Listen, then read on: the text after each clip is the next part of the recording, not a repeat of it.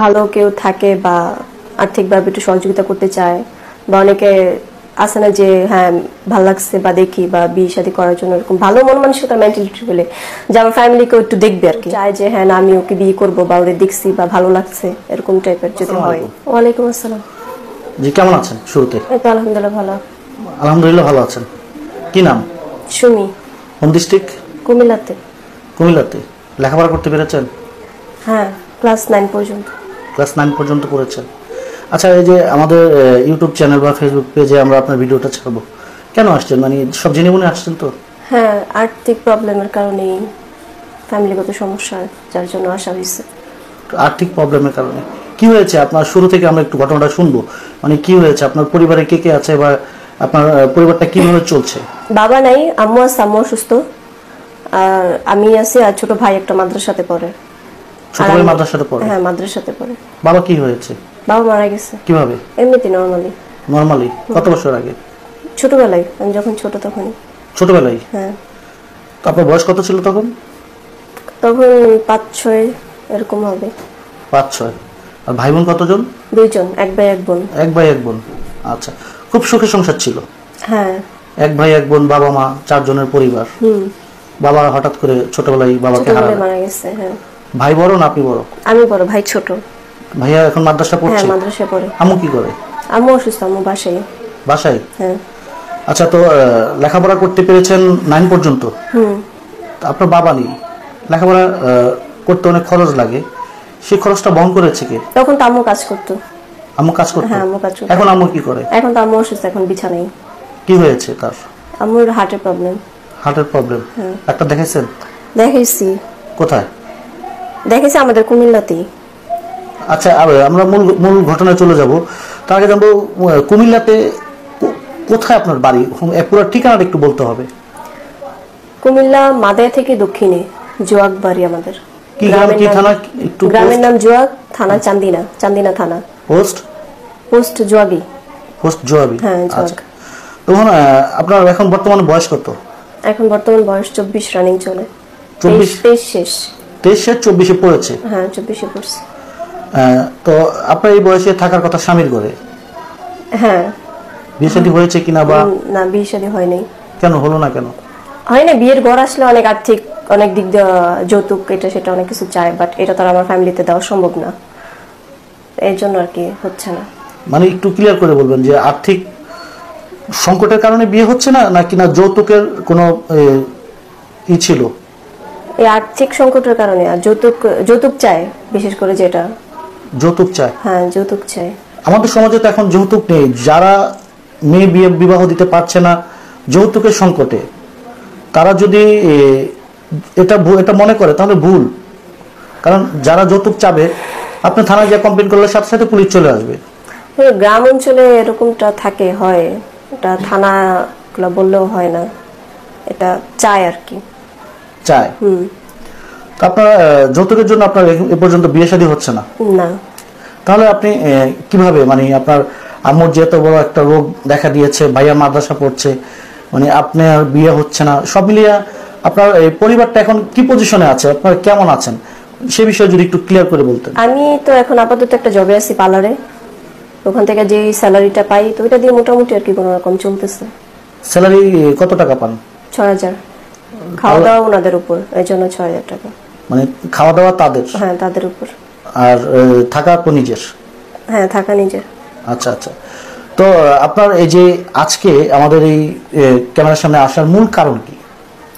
মূল কারণ হচ্ছে, যদি ওরকম ভালো কেউ থাকে বা আর্থিকভাবে একটু সহযোগিতা করতে চায়, বা অনেকে আছে না যে হ্যাঁ ভালো লাগছে বা দেখি বা বিয়ে শাদী করার জন্য এরকম ভালো মন মানসিকতার মেন্টালিটি বলে যে আমার ফ্যামিলিকেও একটু দেখবে আর কি।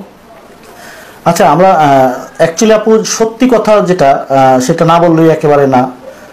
আমাদের ইউটিউব চ্যানেলে প্রায় 1.5 থেকে 1,500 প্রতিবেদন আমরা প্রচার করেছি। তো এর মধ্যে অনেক প্রবাসী ভাইরা আমাদেরকে ফোন দিয়ে বলে যে ভাই, আপনারা যে বিয়ের কথাগুলো বলেন ভিডিওর মাধ্যমে, তো আজ পর্যন্ত আপনারা কোনো একটি বিয়ে দিয়ে দেখাতে পেরেছেন? তখন আমাদের কোনো জবাব থাকে না, আসলে আমরাও বিয়ে দিতে পারি না। তো অনেকে এসে আমার সামনে বলে তারা ভালো ছেলে হলে, মন মানসিকতার ছেলে হলে তারা বিয়ে শাদী বসবে।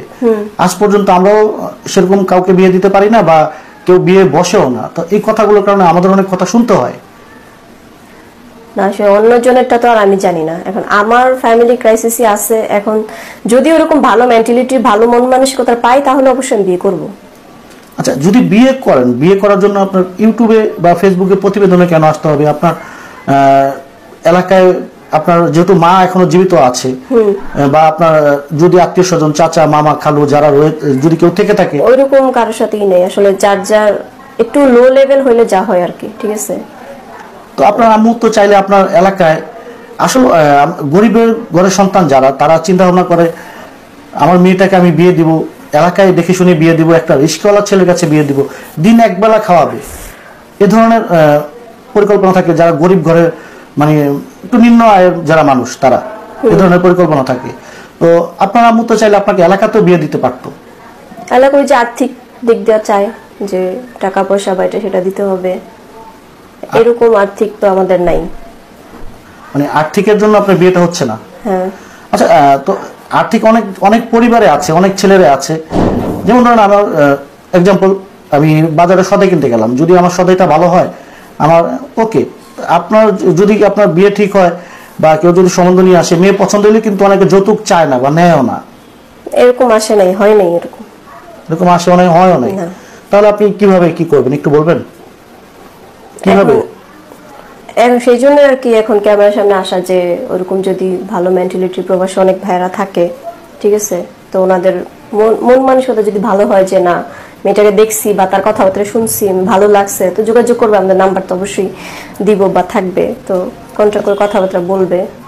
আচ্ছা, মূলত আপনি কি আপু বিয়ের জন্য আসছেন না আপনার আম্মুর জন্য একটু আর্থিক সহযোগিতা, আপনাকে যারা একটু আর্থিক সহযোগিতা করে? বিশেষ করে আম্মুর জন্য।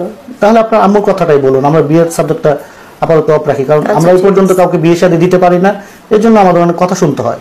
আচ্ছা, আপনার আম্মুর কথাটাই বলুন। আমরা আম্মুকে কিভাবে, ডক্টর কি বলেছে বা কত টাকা লাগবে ট্রিটমেন্ট করতে, সেটা বলুন। কত টাকা লাগবে?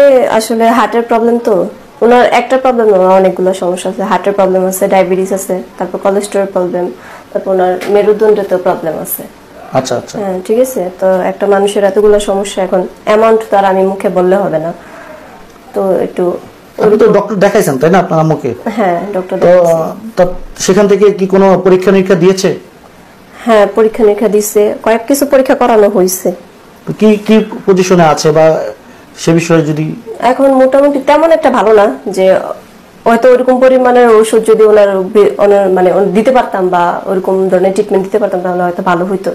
বাট ওরকম ট্রিটমেন্ট আর করাইতে পারতেছি না। এক একটা পরীক্ষা, এক একটা ওষুধ ওনার অনেক দাম বেশি, যার জন্য ওই 6,000 টাকা, 6-7 হাজার টাকা তো আমি সংসার চালাবো না। ওনার ওষুধ পানি বা পরীক্ষা বা ঢাকার বাইরে গিয়ে কোনো মেডিকেলে নিয়ে দৌড়াদৌড়ি করবো, সম্ভব হচ্ছে না আর কি, পারতেছি না। আচ্ছা, তা যেহেতু হার্টের পেশেন্ট, তাহলে হয়তো ব্যয়বহুল টাকা খরচ হতে পারে। হ্যাঁ। কয়টা ব্লক ধরা খাইছে নাকি না এমনি অন্য কোনো? একটা ব্লক ধরা খাইছে প্রথমবারই। হ্যাঁ। আচ্ছা, তাহলে হয়তো অপারেশন করলে বা সম্ভবত উনি স্বাভাবিক জীবনে আবার আসতে পারে, কামব্যাক করতে পারে হয়তো বা। আচ্ছা, তো আপনার আম্মুর জন্য, আপনার জন্য না, আপনার আম্মুর জন্য যদি আপনাকে কেউ আর্থিকভাবে একটু সহযোগিতা করতে চায়, কিভাবে করবে? আপনার যেই ঠিকানাটা বলেছেন সেই ঠিকানায় যাওয়া, যে যাচাই বাছাই করে সহযোগিতা করতে হবে, না আপনার বিকাশ নাম্বার আছে, আপনার সঙ্গে ফোনে কথাবার্তা বলে আপনাকে ফোনে কথা বলতে পারবে বা আইসো যাচাই বাছাইও করতে পারবে, কোনো সমস্যা নেই। ফোনে কন্টাক্ট করে কথাবার্তা বলে তারপরে নাকি? শুনি। গ্রামের বাড়ি কুমিল্লাতে। পরিবারে কে কে আছে? পরিবারে